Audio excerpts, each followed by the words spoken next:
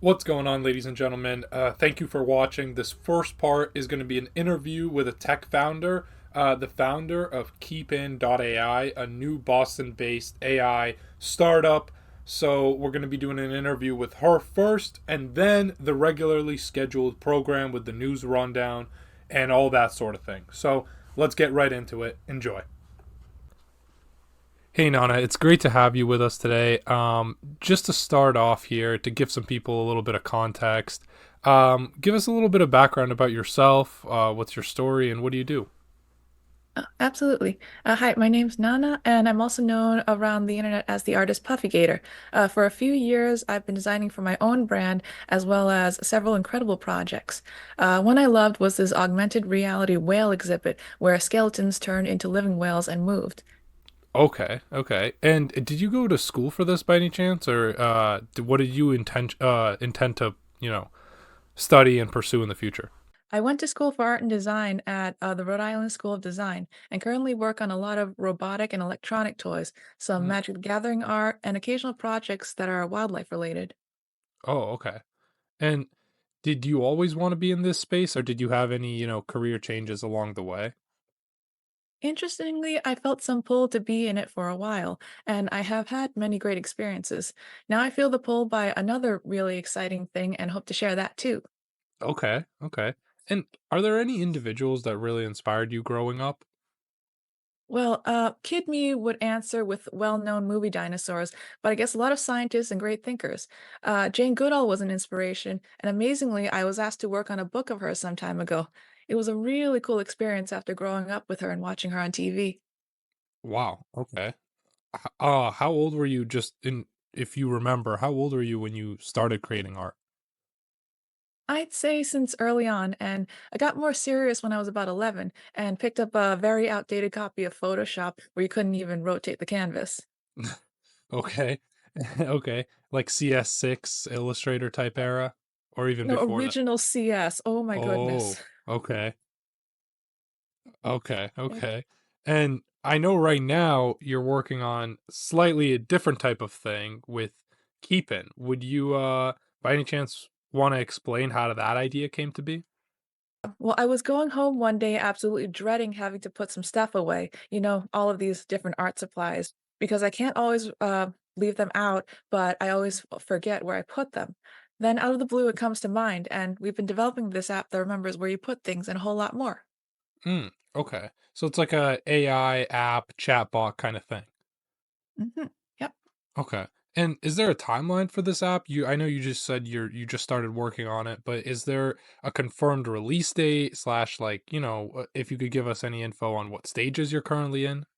Right now, we're in early development, yet it's already far more advanced than any of us expected. So we're planning even more features to be revealed. The app with its main features should be ready for testing soon, and once complete, can be rolled out while we add other cool stuff. Okay. Okay. From the privacy aspect of how the app works, if you could give us a little bit of information on about that from that perspective, is there anything you could share with us? Absolutely. Keepin is encrypted and private, so even developers don't have access to your information. It doesn't generate content and only keeps track of items you want to remember. I believe in using in tech in a way that serves and is helpful to people is always best. Okay. And are there any other partners that help you out, or is this whole project just you?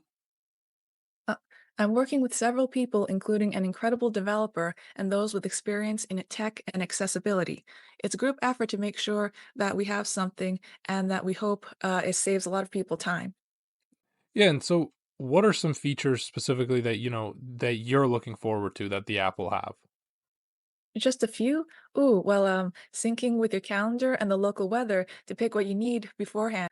Suggesting what you can make with food you already have, choosing one of the books you have based on your mood and what you want to read, checking if something you want to buy is already at home, and working with smart speakers so you can just talk to it like a person. Yeah, those are just some of the things we want to share with you soon. Okay, nice. And how did you decide to go for it? Like a lot of people think and talk about their ideas, not many actually execute and do it. So, was there a way you got a feel for the interest of the idea? Like, did you survey people? Was it kind of like a gut feeling? Well, I feel like there's a real need for this kind of thing to help people, and it's something I'd want to exist whether we're developing it or someone else is. But I'm so glad we get to create this and tinker with this incredible technology available right now. Okay. And what do you see for the future of keeping? Just in general, what are your goals for the future? Oh, I hope it becomes a convenient part of daily life and synonymous with it. Imagine starting the day with Keepin and, as it says good morning through your smart speaker, and then it can check the local weather for you uh, and figure out what you need for the day. So if it's raining, it might suggest an umbrella for the morning. And if it's sunny, it might suggest sunglasses for the afternoon. And it'll tell you where you can grab both of these things to save you so much time. These are some of the most basic features, and we'd like it to be somewhat of an internet of your things. Okay. So you see it evolving over time and kind of going in phases. Yep, absolutely. Okay. So overall, if you had to boil it down to one thing, what would you say your main mission with Keepin.ai is? To save people time, energy, and even money with an easy and affordable app. This app will also work with our storage containers on offer, which will be about the same price as the ones you get anyway, so why not? I Hmm. also have friends with mobility issues and relatives with memory ones, and we're implementing features designed to assist their daily lives. We've added things for standalone app use that make it much more than a simple storage system. Okay. And why do you think, everyone could benefit from using Keepin? I think most of us have spent too much time and energy than we want looking for our things, and hope keeping can make it much easier every day. The things we've proven it can do are on a list too long to give right now. I hope everything keeping can do to improve quality of life makes people happier and more able to be their best selves.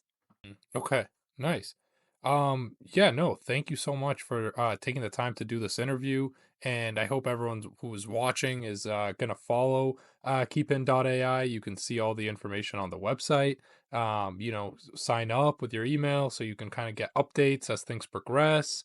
They'll be having a Kickstarter launch pretty soon. So there's a lot of things to look forward to. Uh and, thank you so much for taking the time to do the interview. And thank you to everyone who was watching. And yeah, I'm looking forward to it. Absolutely. And thank you for having me. That concludes our interview with Nana, the founder of Keepin.ai. And now we're going to be going into the news section, the regularly scheduled program. Enjoy.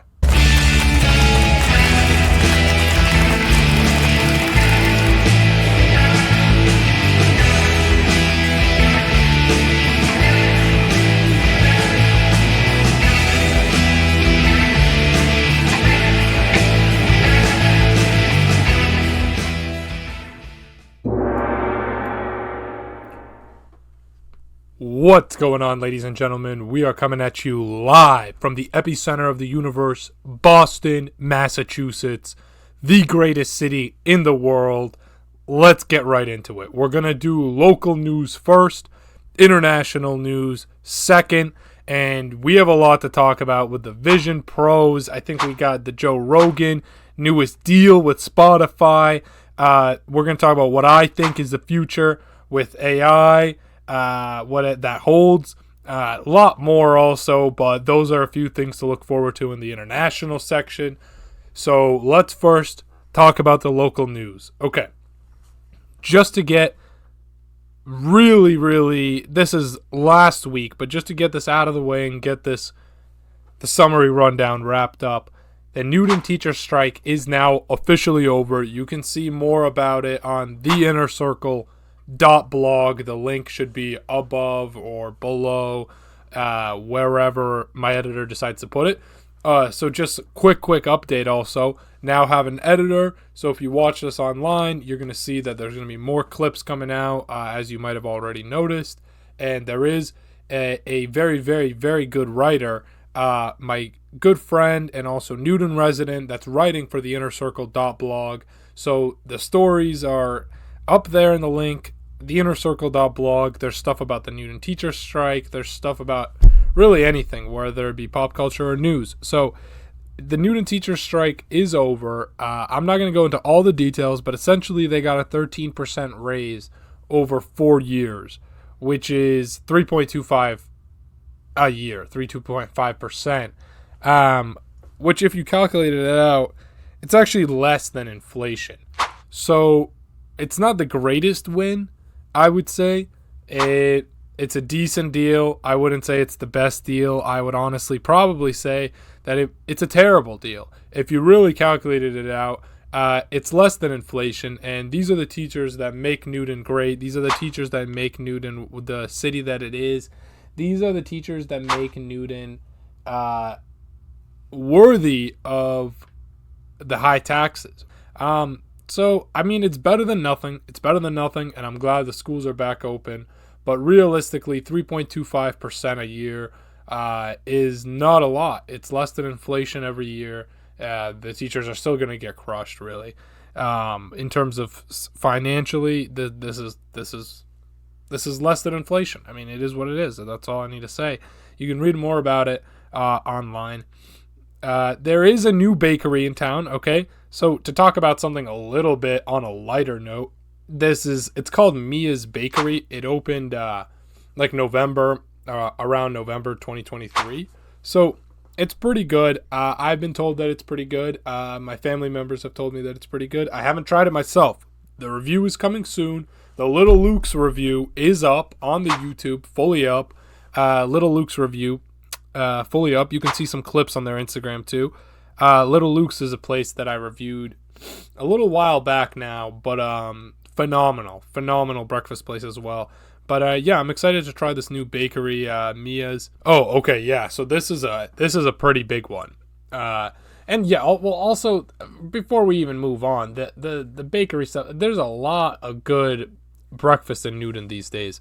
There's a lot of really good breakfast in Newton these days, and in Boston in general. Shout out Doughboy Donuts.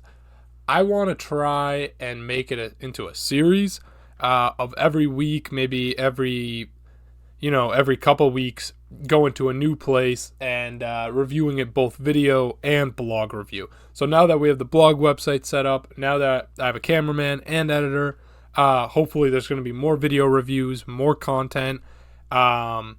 We also have an in-office intern. I'll put the clip up onto the screen now that we recorded. This was a skit, to everyone wondering. This was staged. This was not real. Yo, Dustin, it's 2:00. I think you can go, my man. Oh, really? Okay. All right, perfect. Cool. Let me get my stuff real quick, and I'm gonna be heading out. Cool. You gonna get your Beats, my dude, and your charger? Oh, thank you. Almost about that. Yeah. All right, cool. Take care, man. Peace. Great acting on my new intern Dustin's part. So we'll see how it goes, because he came in late on his second day ever. So I had to post this. I'm feeling the effects of people coming in late right now. Let me pull this up. It's about 12:40 p.m. Let's just see on the computer. Yep, 12:45 Tuesday. This dude Dustin is nowhere to be seen. It is 12:40. He's not here. Work starts at 12. All right? This guy is coming in at 12. Talk about a late start. All right? 12 is not that early. So what do we do?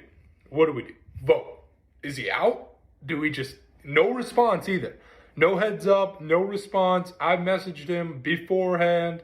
He has no message. Do we fire him or not? In response. So we'll see what the people say. If he's fired, if he's not, if he's going to get to stay, if he won't. We'll see how it goes for him. This is a cold, hard world. And we're really hurting right now. We're having to make cutbacks, clearly, starting with him. So we'll see how that goes. That's just a personal update. But yeah, hopefully with the new team, with the new staff, we'll be able to pump out reviews, blogs, all of the sorts. We have the new Instagram for the blogs. We have a lot of stuff going on. So check it all out. Digest the content. Enjoy. Passenger, this is the one that I was going to say. Kind of a big one. because I don't hear a lot about plane failures or plane issues at Logan Airport. Usually it's pretty good, but a passenger basically saw a broken wing, or like a piece of the wing coming off of the plane from San Francisco to Boston. They were flying. They had to emergency land in Denver. So just out of the window, imagine you're flying and you're just chilling, drinking your tomato juice or soda, eating your popcorners, and then out the window you look, and the wing is flying off. Like, I've seen sometimes a little bit of a sketchy wing where I didn't know, like, I didn't know it was always like, but sometimes the wings look a little sketchy where it's like they have like a little piece that's like a different color, like if you ever see, but that apparently I was told is kind of normal. But when like a car has like a new bumper, but it's like a not the same paint kind of bumper, I saw that on the wing of a plane one time, and I was getting a little bit concerned. I'm not gonna lie, I was a little bit concerned. But I can't imagine seeing a whole piece of the wing fly off. These planes are supposed to be really, really, like, we don't really even think about it, but these planes are supposed to be very, very safe. They always say they're very safe. It's a very small % chance that anything happens. But it's like, I don't even think about it, but except one time recently I did. When I was on the plane, you don't really notice it much, but when you're sitting on there, relatively to how high up you are from the ground, there's not that much space between you and the sky, the open air. Like, right next to you, when you're sitting in a plane seat, say you're in the window seat, I guess, is more what I'm trying to say, is if you're in the window seat, imagine you're sitting right here, and right here is the window. There's not that much physical distance between you and just really fast wind blowing your way. Like, it's a pretty, it seems pretty dangerous, but then everyone who I know that's like pretty smart mechanically or engineering wise says that it's really, really safe, like super safe, like maybe even safer than trains, I think, potentially. I don't want to say like some fake news on here, but I believe I was told that planes might be safer than trains or safer than cars, if I'm not mistaken. They say that, but then I don't know, when I'm in a car, it doesn't sound as dangerous. The car doesn't sound as dangerous, but I guess it is. More of a chance you're going to get crashed into, that's for sure. It just seems like this is pretty rare. I've never ever heard of anything going wrong with anything to do with Logan Airport that's like plane wise. I saw that there was some commotion last year. I know there was that at Logan Airport, but nothing to do with the planes. So this is the first time I'm seeing something to do with the plane specifically.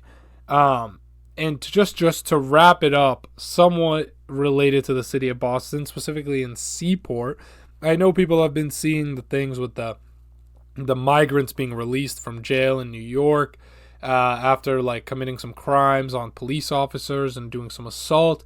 There's migrant issues all over the southern border with Texas putting up their own makeshift barbed wire border and ignoring the federal government's orders.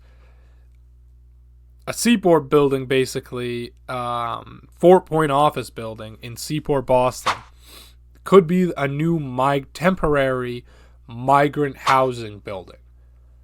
I didn't even know we had a lot of migrants in Boston, but apparently it's a big deal. Apparently it's getting kind of bad.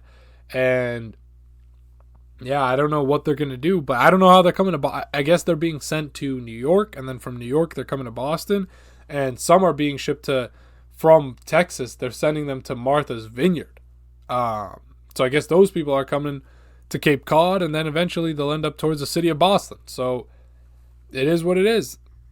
I don't know what's going to be done about that, but hopefully, Mayor Wu is on the case. So getting into international affairs. I guess maybe I should say more. International/national. The other stuff was local. That was local. This is international/national. Biden to send 153,000 borrowers an email saying that your debt is canceled.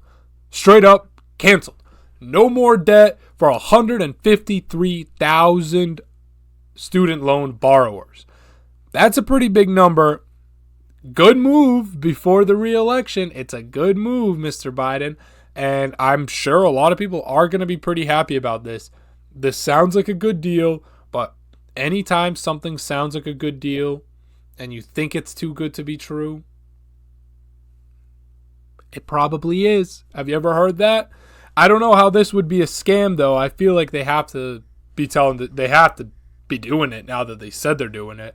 But I guess we'll see if this holds up. That's a lot of people. 153,000 borrowers, and each person at probably 10K minimum.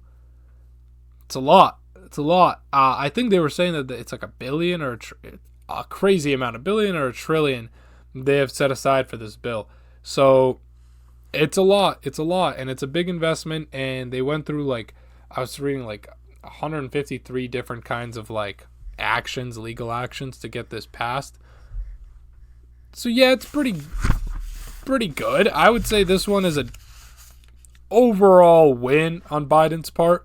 I don't see how anyone, regardless of your political affiliation, I don't see how anyone could really be against this. It seems like everyone across the United States has student loans. 1.2 billion. So okay, yeah, not trillion. Let's slow the horses. 1.2 billion in student loans. This was just 5 hours ago. Today is Wednesday, February 21st, 2024. $1.2 billion in student loan debt. 150,000 borrowers.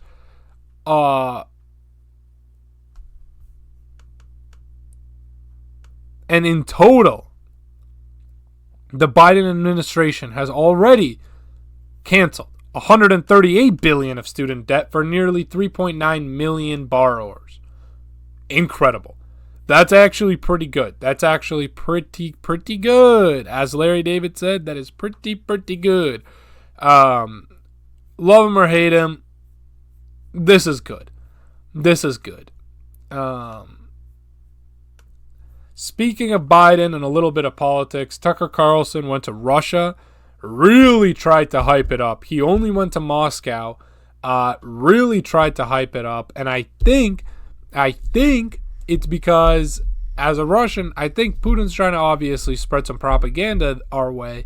But also, new election coming in, I think he's kind of trying to buddy up with the Trump crowd by going on Tucker Carlson, by doing this interview. He doesn't really have to do any interviews, but he's doing an interview with an American, and specifically Tucker Carlson. There's a lot of other interviewers that he could have done this with.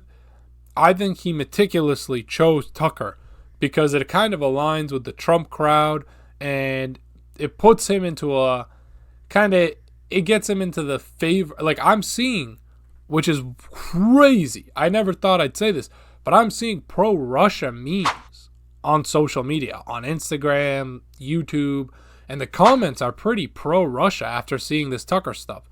And he went to like a McDonald's in Moscow, like a new Russian brand McDonald's, because McDonald's obviously has pulled out of Russia.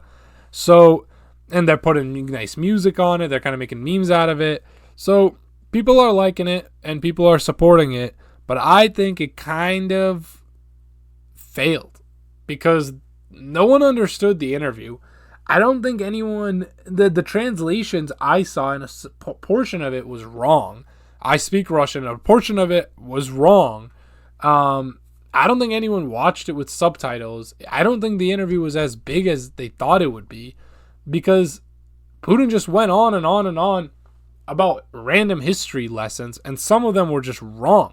I'm pretty sure at one point he tried to blame Poland for the start of World War II because Poland wouldn't give up, they wouldn't give up something historical. They wouldn't give it up. It was theirs. Hitler wanted it, or they wouldn't give up the country, and Hitler wanted it, and they didn't give it up. And so Putin was basically saying, trying to compare it to the fact that, like, oh, well, Ukraine's not trying to give up their own country, so it's their fault that this conflict is happening. It's a very, very stupid worldview, but that's a dictator's worldview. That's what happens when you interview a dictator for 3 hours. And he just rants and rants and rants and rants. But he even called out Tucker for trying to join the CIA, and he roasted him. In the middle of the interview. So I don't know. I think they're kind of roasting Tucker on the local news also in Russia. I'm pretty sure I saw a clip of that. So it's not exactly the same narrative that is being. He's not being really praised as much as Americans think in the comments on these Tucker posts in Russia and Moscow of these videos. All these Americans are commenting as if Tucker's loved in Russia and showing these clips of Russians talking good about him. But there's a lot of clips of Russians talking bad about him. So don't believe everything you see on the internet immediately. Getting into the next point here, we are coming in to the final third of the program here. So farmers protesting in Germany, France, Poland, Spain, India. In France, they want improved pay, less bureaucracy. In Germany, farmers who are already struggling, these are what my notes are saying, they're already struggling. They're not willing to pay for more of their pollution. So they're already paying for their pollution. This is just to increase it more. The government wants them to pay more fees for the pollution, for the food that they produce for the countries. So, of course, they're pushing it on the farmers. In Belgium as well, on top of all these countries, Belgium and in Ireland, on a smaller scale, 100,000 tractors went to protest in Germany. 100,000 tractors. Not farmers, tractors. We're going to pull up the videos onto the screen now.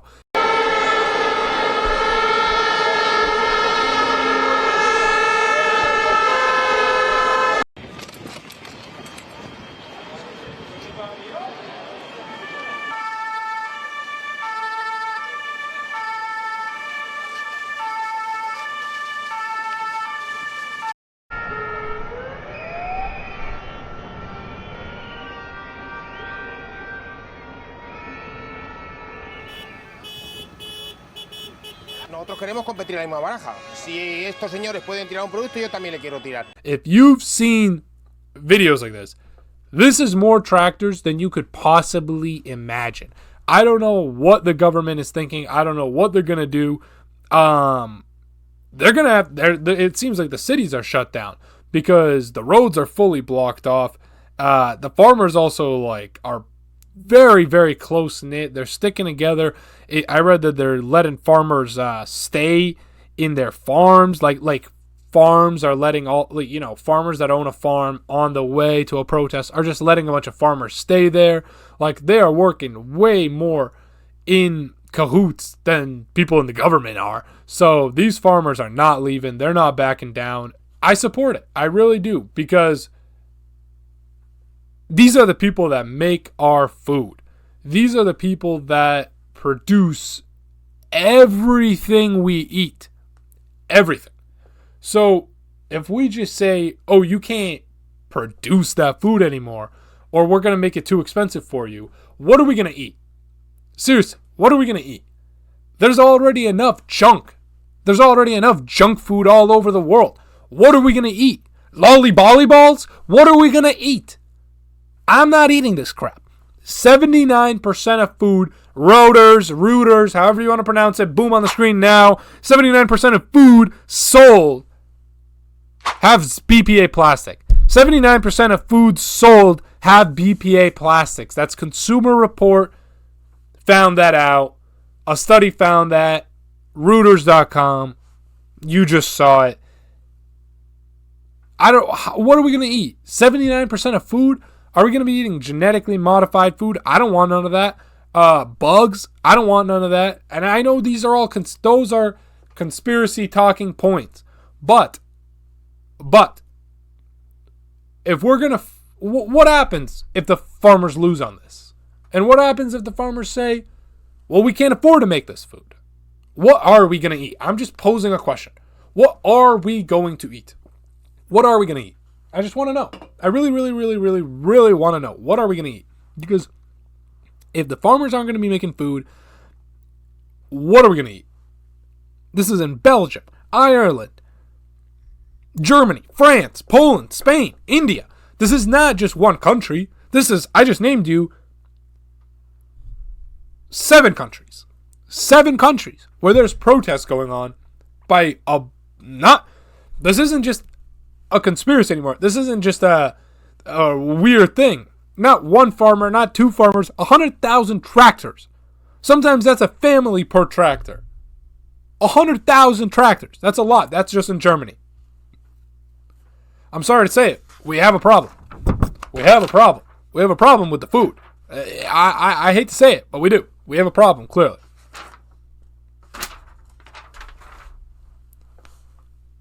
To get into a little bit of some more lighthearted stuff, some stuff that's not so deep in, not so off the charts, not so, serious.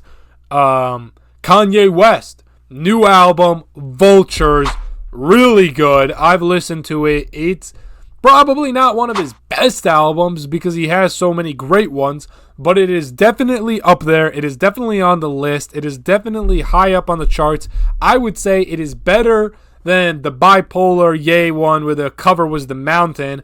I think it's actually better than Life of Pablo.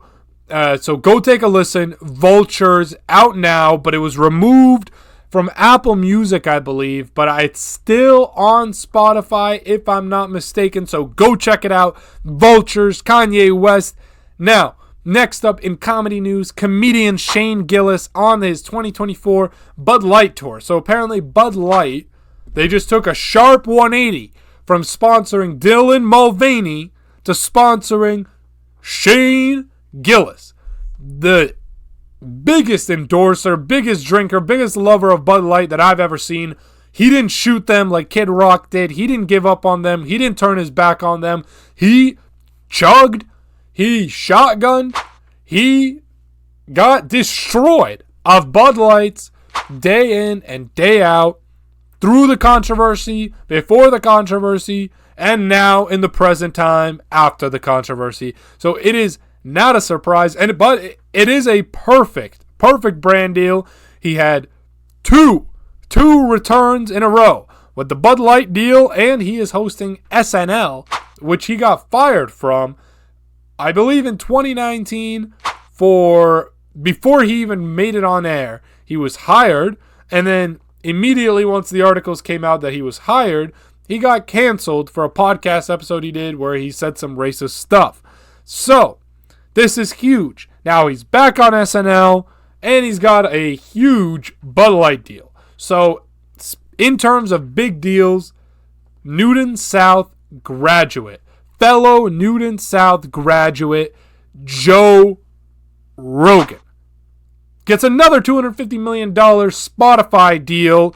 It is including ad share and no exclusivity agreement. So he is back on YouTube, back on wherever, Apple, I don't know, probably, honestly, besides Spotify, there's only YouTube that he's probably going to post it on. Maybe Apple Podcasts, but no one even uses Apple for anything anymore, like Apple Podcasts for music or podcasts.